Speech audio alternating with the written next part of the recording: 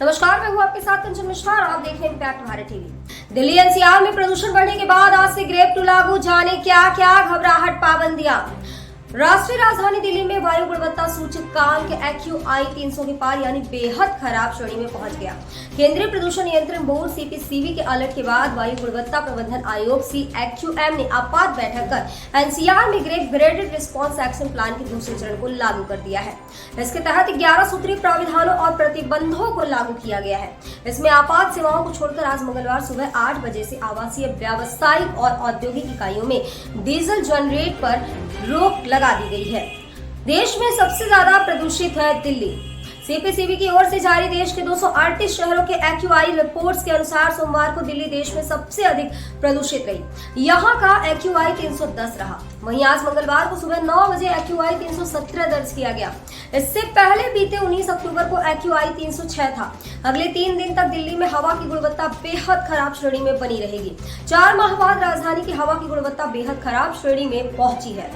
Grep 2 के तहत दिए गए ये निर्देश: आवासीय, व्यावसायिक और औद्योगिक इकाइयों में डीजल जनरेटर पर रोक, पार्किंग शुल्क, CNG, इलेक्ट्रिक बसों और मेट्रो के फेरे बढ़ाने के निर्देश।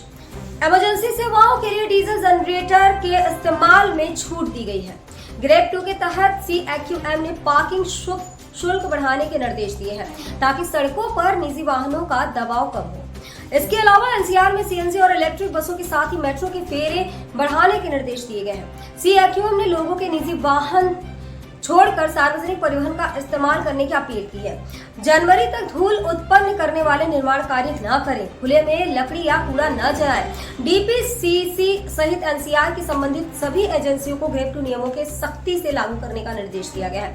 CPCB के अनुसार सोमवार को दिल्ली के 36 प्रदूषित निगरानी केंद्रों में से 26 जगहों पर AQI 300 से अधिक रहा। सिर्फ 10 जगहों पर AQI 300 से कम यानी खराब श्रेणी में रहा। प्रदूषण में वाहनों के धुएं का हिस्सा 10.96%। पृथ्वी विज्ञान मंत्रालय के Indian Institute of Tropical Meteorology IRTM के गुणों के अनुसार दिल्ली की प्रदूषण सबसे अधिक भागीदारी 10.90% वाहनों की रही। पराली के धुएं की भागीदारी बढ़कर 3.19% हो गई। 23 अक्टूबर को पराली की हिस्सेदारी बढ़कर 11.16% और 24 अक्टूबर को 15.12% होने की आशंका। पंजाब में पराली जलाने की 65, हरियाणा में 2 और उत्तर प्रदेश में 25 घटनाएं हुई। ग्रेप 2 के तहत एक्शन प्लान जारी। राजधानी में प्रदूषण पर नियंत्रण के लिए ग्रेप 2 के तहत CAQM ने 11 सूत्रीय एक्शन प्लान जारी किया। इसके तहत सड़कों से धूल उड़ने से रोकने के लिए मशीन से सफाई के साथ ही पानी से छिड़काव करना होगा।